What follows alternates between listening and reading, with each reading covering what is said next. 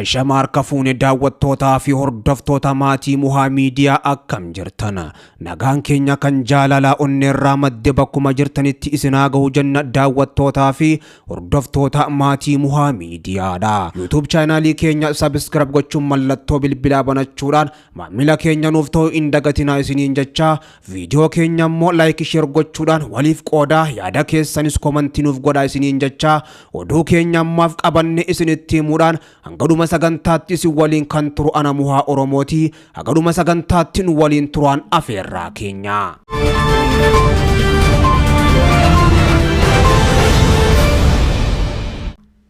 Hiriirri guddaan qeerroo fi qarreen Oromoodha. Uummanni Oromoo barattootaa fi hayyoonni Oromoodha. Oromoon morma isaa muramuu hin qabu lafa isaa gubbatti ni gaha jechuudhaan jalqaban. 4 kiiloo buufata Abiy Ahmed illee balbala isaa rukute. Riippaabilikaan gaardonni Abiy Ahmed eegan kan sabaan Oromoo ta'anis Oromoo baraaruudhaaf qophiidha. Oromoo ammoo baraaruudhaaf Oromoo ta'uu qofa nu feesisa jechuudhaanis waamicha kana gubbatti hirmaatanii jiru. Abiy Ahmed otuma alattuu ammoo hiriira kana niin fashaleessa jedhee yaadaa jiru. Riippaabilikaan gaardi isa eegaa jiran suuraalee garaagaraatii yeroo ammaan tana saba isaanii cinaa akka jiran ifatti mul'isaa kan jiran. #OB barreeffachuu yookaan Oromoo haa baraaruu jechuudhaan kan mul'atan Riippaabilikaan gaardonni Abiy Ahmed biyya alaatti erguudhaan barsiifatanii fi ittiin of eeguudhaaf akkasuma kanaan duras waraana bilisummaa Oromoodhaa ittiin rukutuudhaaf qopheeffatan yeroo ammaan tana fincila diddaa gabrummaa qeerroon Oromoodhaa gaggeessaa jiru. Oromoon morma isaa muramuu hin qabu lafa isaa gubbatti ni gaha jechuudhaan finiinsee adeemaa jiru kanatti makamuudhaan Riippaabilikaan gaardiin Abiy Ahmed ofiin eegaa jiranis yeroo ammaan tana sochii uummata Oromoo kanatti makame quuqama saba isaa akka qabus ifatti mul'isuun qawwee Abiy Ahmed mataa gubbaas ajjati gudii uumee jira. Suuraaleen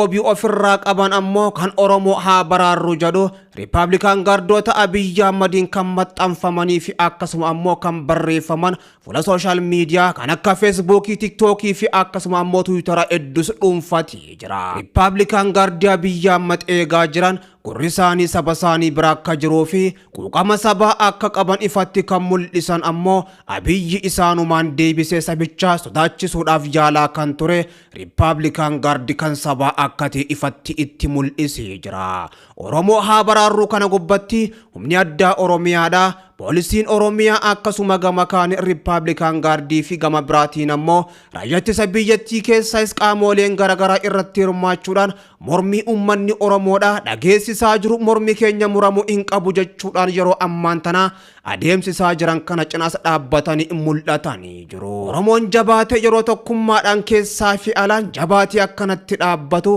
kan ammoo diina jala fiigus gara saba isaatti deebi'ee sabaa wajjin hin jira jechuudhaan mootummaa Abiy Ahmed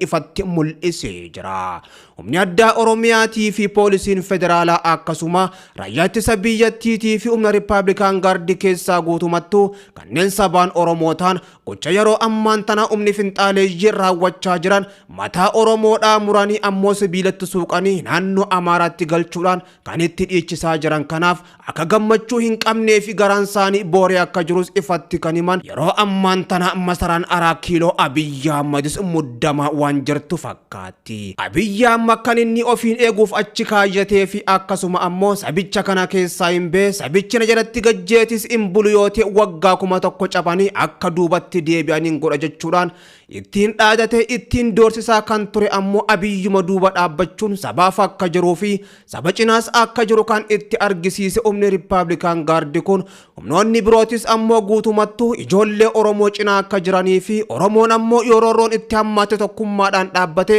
ofirraa qolachuu akka qabus Riippaabilikaan gaardonni kunneen kan maqaa isaanii hin eerinii fi akkasumatti illee iddoo dhaloota isaanii hin eerin uummata Oromootiif waamicha guddaas dabarsanii Oromoo haa baraarru kana gubbattis hirmaachuu isaanii ifatti mul'isanii jiru. Shawaa kibba lixaa aanaa ammayyaatti humni addaa Oromiyaadhaa kan waraana bilisummaa Oromoo WBO waliin lola guddaa gaggeessaa ture. Lolicha WBO'n injifatamnaan ammoo baqatanii mana barumsaa keessatti walitti qabaman dirooniidhaan mootummaan Abiy Ahmed gubee barbadeessuun isaanii himamee jira. osoo Oromoo morma muramaa jiru humni addaa Oromiyaa dirqamni itti kenname woboo akka lolaniif ammoo bobbaan ijoollee Oromoo tan dhugaa injifachuu waan dadhabaniif gariin isaanii harka laatanii gariin baqatanii Shawaa Lixaa aanaa ammayyaatti dirooniidhaan rukutamanii dhumuun isaanii himamee jira. Humni addaa Oromiyaadhaa kaleessaa fi dheengaddaas ijoollee Oromoo tan dhugaa woboo wajjin ta'uudhaan bakkoota garagaraatti finxaaleeyyii daangaa Oromiyaadhaa Wallagga baa cabsuudhaan seenanii uummata Oromoodhaa mataa isaanii muraa jiran qolachaa turuun isaanii kan gabaafame. Har'aan tana ammoo Shawaa Kibba Lixaa aanaa ammayyaatti waraana bilisummaa Oromoo woboo lolaa jechuudhaan mootummaan dirqama itti kennee konkolaataa 4 oliin kan bobbaase ijoollee dhugaa dura dhaabbachuu waan dadhabaniif hedduun isaanii ammoo dhumatanii hedduunis harka kan laatan ammoo Shawaa Kibba Lixaa aanaa ammayyaatti deebi'anii yeroo isaan mana barumsaa keessa buufatan mootummaan Abiyyi Ahmad waraana bilisummaa Oromoo baqachuu isaanii erga hubatee booddee ammoo dirooniidhaan guutumattuu gube barbadeessuun himamee jira.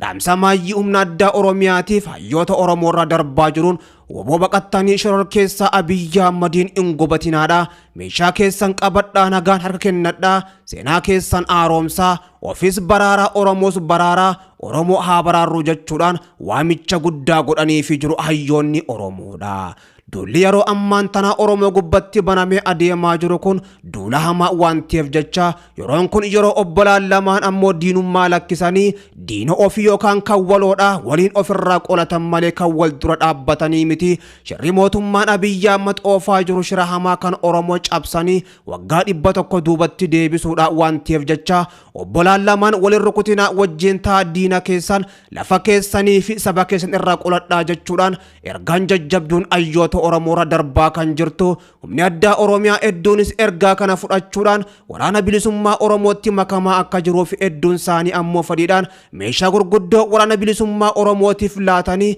deemaa jiraachuunis himamee jira. Woboonis bakkoota hedduutti humna addaa Oromiyaadhaa isaan loluuf dhaqee haala gaarii ta'een simatee ammoo dhugaa sabaa irratti tokkummaa akka qabaatanii fi gama kaaniin roorroo saba gubbatti adeemaa jirtu kana waliin qolachuu akka qaban erga hubachiisanii bakkoota hedduuttis humnoota finxaaleeyyii wajjin qolachaa jiraachuu beeksisee jira. Woboon lola guddaa yeroo ammaan tanaa finxaaleeyyiin bante kana bakka maratti dura dhaabbachaa jiraachuu kan beeksise. Humni Oromoofiin qabsaa yookaan ammoo Oromoofiin dhaabbadha jedhu martisaatu nu waliin ta'ee diina keenya uummata keenyarraa qolachuu qaba jechuudhaan poolisii Oromiyaa dabalatee raayyaa ittisa biyyattii akkasuma poolisii federaalaatii fi milishaafis waamicha guddaa dabarsee jira.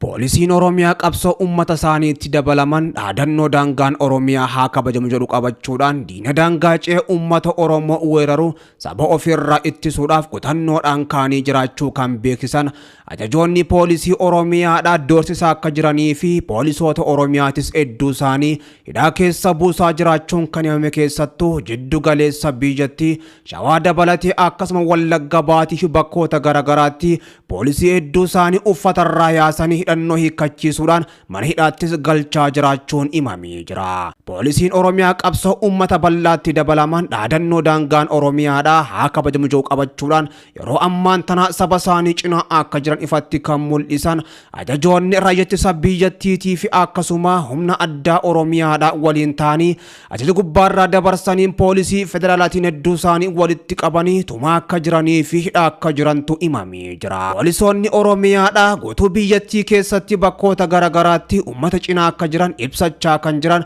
poolisoonni Oromiyaa kunneen Amboo dabalatee Gincii fi akkasuma gama kaaniin ammoo Wallagga baa bakka fannoo yeroo ammaan tana uummata itti fixaa jirtu kanattis uummata cinaa akka jiran himachaa kan jiran kanaan mootummaan Abiyyi Ahmad muddamsuu jabduu keessa kan galee ajaja gubbaarra itti dabarsuudhaan hedduu isaanii walitti qabee uummatumaa wajjin fixaa jiraachuun isaaniitis himamee jira. Akkuma kanaan dura gaafa obbo Lammaa Magarsaa aangoo gubbaa turan gaafa naannoon Somaalee daangaa Oromiyaa cabsuun uummata keenya buqqaafte poolisiin Oromiyaadhaa aantummaa saba isaaniitiif qaban mul'isan amman tanas irra deebuudhaan ifatti mul'isaa kan jiran ergaa fi akkasuma waamicha uummata Oromoo fi hayyoota Oromoo qeerroo fi qarree fi haawwan Oromoo fudhachuudhaan poolisiin Oromiyaa gama saba isaanii goruudhaanis yeroo ammaan tana diina daangaa Oromiyaa cabsee dhufe morma keenya itti kennine daangaa Oromiyaa irra deebisuuf qophii jechuudhaan Oromoota cinaa hiriiranii poolisiin Oromiyaadha ummata Oromoo tiksaa jiraachuu kan himan ammoo gochaa maangubbatti raawwataa akka jiruu fi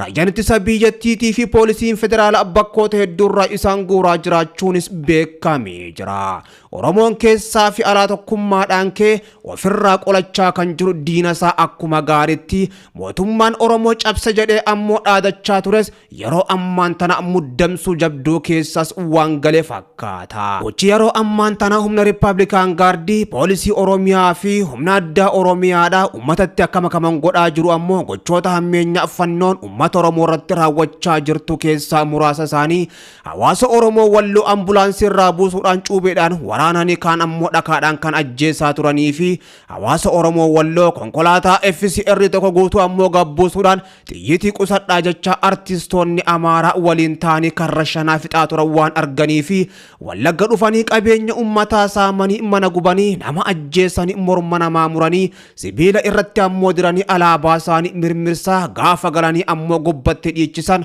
kun garaa isaan nyaate gama saba isaanii gorraa mootummaan Abiyyi Ahmad kan muddamsuun waan qabatuuf lakkisu wallaalee walumatti qabee matumaa wajjin haleellaa qilleensarraa fi lafoodhaanis humna biraatiin gubbatti gaggeessaa jiraachuunis himamee jira.